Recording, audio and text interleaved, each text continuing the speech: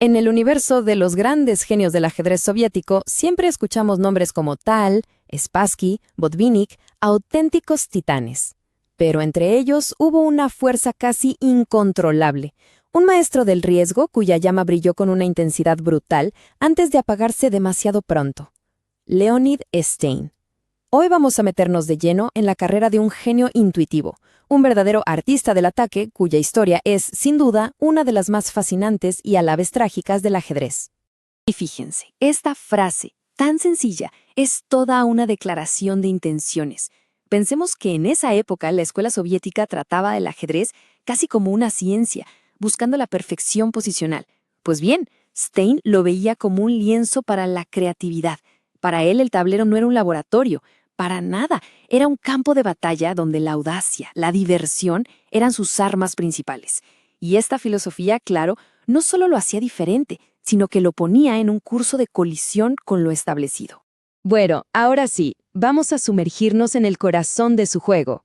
En esta primera parte, vamos a explorar el alma de Stein como jugador, ese genio intuitivo. Veremos cómo su talento, casi salvaje, lo convirtió en una especie de romántico, en un mundo que se estaba volviendo cada vez más pragmático, un artista que creaba obras maestras de ataque en medio de la fría lógica.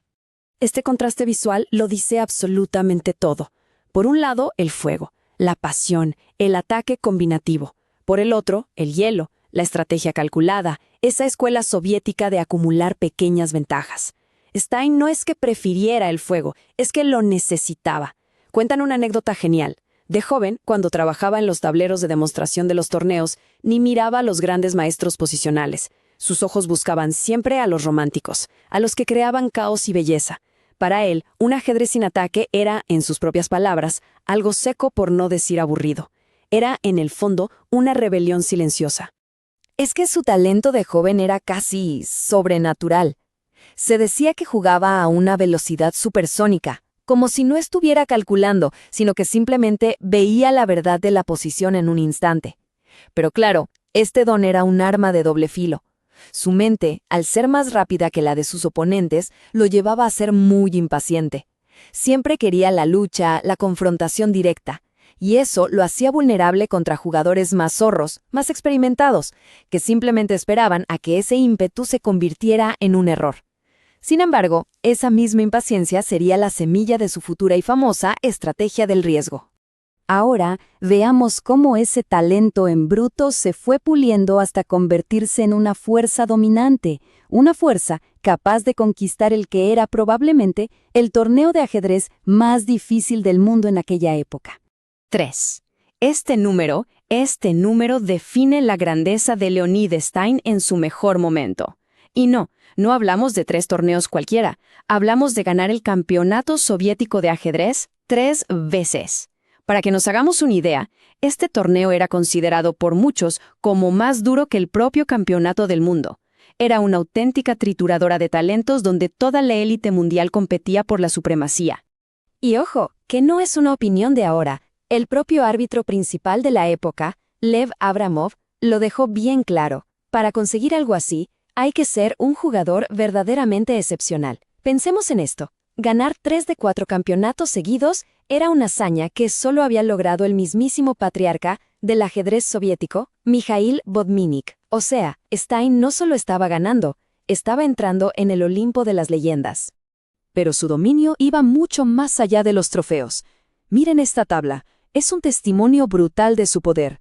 No solo se codeaba con la élite, es que a menudo la superaba. Tener un récord positivo contra Mikhail Tal, el mago de Riga, otro genio del ataque, es una locura. Significaba que, en el terreno del caos táctico, Stein solía salir ganando. Y mantenerse igualado con estrategas de la talla de Petrosian, Smyslov y Botvinnik, bueno, eso demuestra que su talento no era solo de ataque, era un jugador completísimo.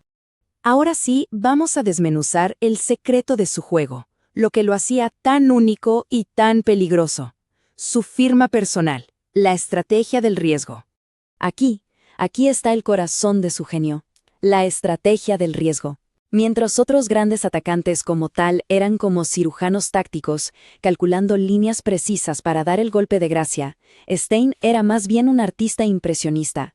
Muchas veces sacrificaba una pieza no por una ventaja clara y calculable, sino para crear tensión, para enturbiar las aguas hasta un punto en que el cálculo puro ya no servía. Él confiaba en que, en medio de ese caos, su intuición superior encontraría el camino. No buscaba una solución, buscaba un lienzo en blanco para crear. Miren, este momento de la partida contra Gipsley es la estrategia del riesgo en estado puro.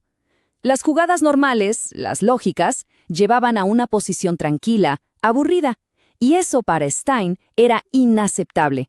Así que, ¡boom!, sacrifica una pieza. A primera vista parece incorrecto, no hay un ataque de mate directo, pero lo que consigue es algo mucho más poderoso, la iniciativa.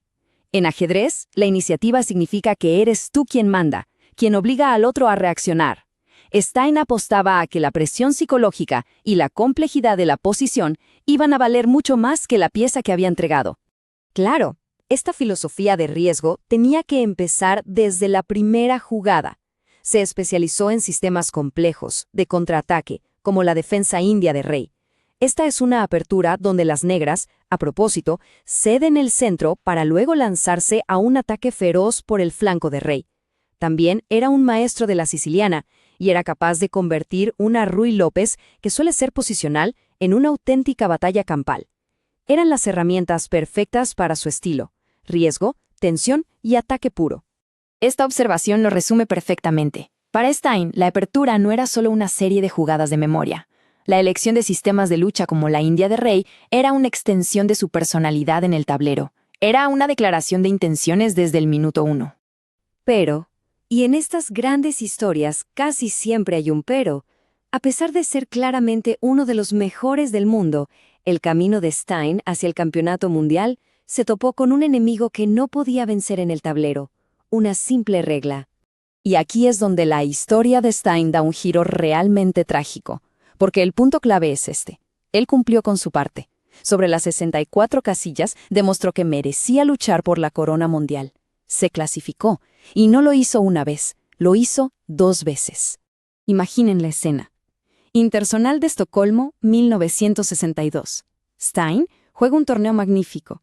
Empata en el 6º puesto, un lugar que clasificaba directo. Pero de repente, choca contra un muro. No un muro de piezas, sino de papel. Una regla de la FIDE, diseñada para limitar el dominio soviético, decía que solo podían clasificar un máximo de 3 jugadores por país. Y como 3 de sus compatriotas terminaron por delante, su logro simplemente se borró. El sueño se esfumó por un tecnicismo. Un golpe devastador. Y si lo anterior les pareció cruel, esperen, porque, increíblemente, la historia se repite 2 años después en Ámsterdam. Stein juega aún mejor. Termina 5º, un puesto de clasificación clarísimo. Pero el destino, o mejor dicho, la burocracia, es implacable. Tal, Smyslov y Spassky terminan por delante, y la misma regla, el mismo muro, les cierra el paso por segunda vez. Imaginen la frustración, ser uno de los mejores del mundo y que te nieguen la oportunidad no por tus errores, sino por tu pasaporte. Y son estos obstáculos los que, paradójicamente, forjaron su leyenda, la de un rey sin corona. Ahora vamos a ver cómo, a pesar de todo, construyó un legado imborrable como uno de los jugadores más fuertes que nunca llegaron a disputar el título mundial. Esta línea de tiempo es la de un gigante que se negó a ser doblegado. Después de la decepción del 64, ¿qué hizo Stein? Ganar el campeonato soviético otra vez. Su victoria en el Supertorneo de Moscú de 1967 es legendaria. Dejó atrás a 4 campeones del mundo. Ganó el Memorial Alekhine en el 71, empatado con un jovencísimo y ya temible Anatoly Karpov.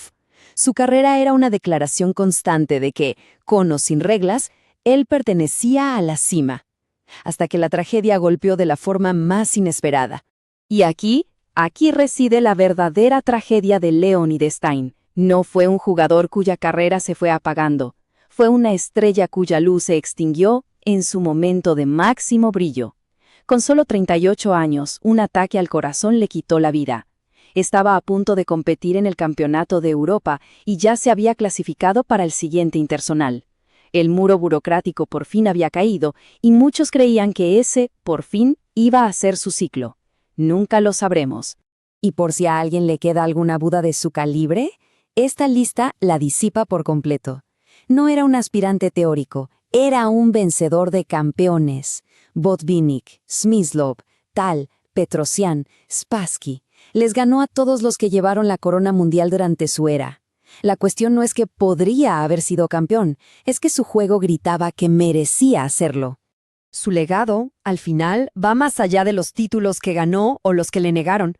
Fue como un puente hacia los grandes románticos del pasado, Chigorin, Alekhine, en una era que ya se movía hacia el pragmatismo de las computadoras.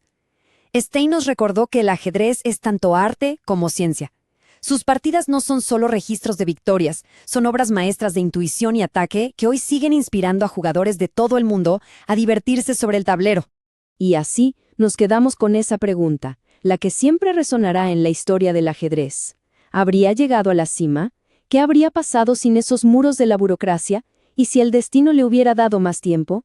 Su historia es la de un genio intuitivo, un maestro del riesgo, un triple campeón soviético que se fue demasiado pronto. La historia de un rey al que nunca se le permitió luchar por su corona.